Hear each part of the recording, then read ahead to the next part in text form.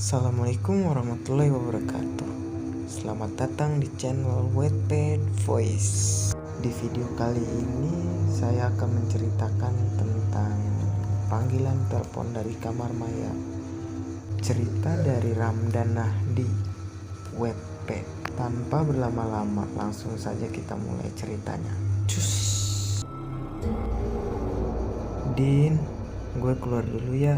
Mau makan, ucap Karno. Siap mas, balasku. Din, kalau ada telepon gak usah diangkat. Kenapa emang mas? Pokoknya gak usah, balas mas Karno seraya berjalan meninggalkan pos satpam. Mas Karno sudah bekerja di rumah sakit ini selama 5 tahun. Sedangkan aku baru hari ini mulai bekerja. Entah kebetulan atau gimana, hari pertama kerja malah kebagian shift malam. Shift malam di sini berbeda sekali dengan tempat kerjaku sebelumnya. Di sini lebih sepi, hanya ada beberapa suster atau keluarga pasien yang lalu lalang. Kring, mataku langsung tertuju pada telepon di atas meja. Siapa sih malam-malam nelpon? Ngagetin aja.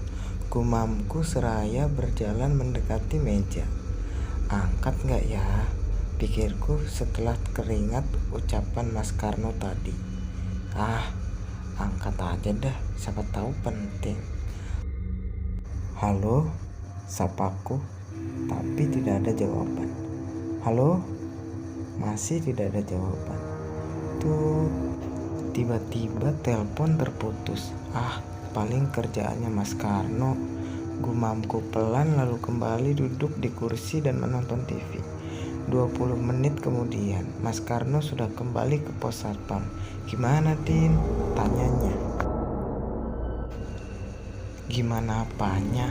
Balasku. Ada yang nelpon gak? Senyumnya sedikit mengembang. Aku sudah tahu. Pasti telepon tadi ulahnya. Tuh kan, Mas Karno iseng ya tadi. Mas Karno tertawa terbahak-bahak. Gue cuma ngetes doang, balasnya, lanjut tertawa. Saya sih udah biasa. Dulu pas jaga gedung kantoran sering juga telepon bunyi sendiri. Pernah juga lift naik turun sendiri. Ya gagal dong gue. Aku pun tertawa. Kami pun lanjut ngobrol tentang cerita-cerita yang beredar di rumah sakit ini. Di sini gimana mas? Ada nggak tempat yang paling ditakutin? Tanyaku. Biasanya kamar mayat. Gue kalau lagi patroli sendiri males banget dah lewat sana. Mana harus lewatin lorong panjang gitu. Emang kamar mayatnya di mana? Di bagian belakang bangunan ini, agak pojok, deket sama pemakaman rumah sakit. Gue sakit perut, mau ke kamar mandi dulu, ucap Mas Karno. Oke mas, hati-hati ya, ucapnya sambil melebarkan senyum lalu berlari ke kamar mandi. Kondisi rumah sakit benar-benar sepi. Sejak tadi belum terlihat orang yang masuk ataupun keluar. Aku duduk di kursi depan pos satpam sambil mengamati area sekitar. Kring, telepon kembali berbunyi. Spontan aku menengok ke belakang. Males paling Mas Karno iseng lagi. Kring, kring. Telepon terus berbunyi. Aku mulai terganggu dengan suaranya. Dengan cepat aku berjalan ke arah meja dan mengangkatnya. Mas, gak usah iseng, dibilang saya gak takut, ucapku. Sayup-sayup ku dengar suara seorang wanita menangis dari balik telepon.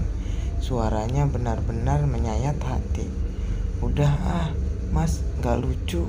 Aku langsung menutup telepon. Duk. Ku dengar suara hentakan sepatu bot. Ternyata Mas Karno sudah ada di depan pintu pos. Lu ngerjain gue Din? Tanya Mas Karno dengan wajah ketakutan dan nafas tersengal-sengal. Ngerjain apa mas? Dari tadi saya di sini, balasku. Tadi pas gue lagi buang air besar ada yang gedor-gedor pintu. Pas gue tanya gak ada jawaban. Terus di kamar mandi sebelahnya ada bunyi penutup toilet, kayak dimain-mainin. Pas gue cek keluar ternyata kosong, gak ada siapa-siapa. Jelas Mas Karno.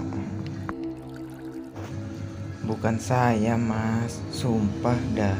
Saya dari tadi di sini. Terus lu ngapain diem di sana?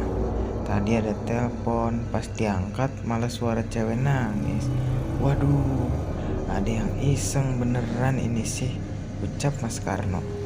Mungkin mau kenalan sama satpam baru, balasku tersenyum. Lalu berjalan menjauhi meja. Baru melangkahkan kaki di luar pos, telepon itu kembali berbunyi. Kring, kring. Udah gak usah diangkat, ucap Mas Karno. Siap, balasku. Kring, kring. Telepon itu terus berbunyi. Aku sungguh penasaran, siapa orang iseng yang dari tadi menelpon.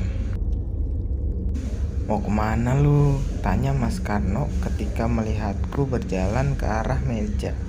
Penasaran Mas, siapa sih yang iseng?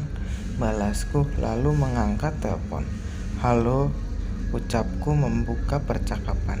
Dari balik telepon kembali terdengar suara wanita menangis terisak-isak. Mbak, jangan iseng dong.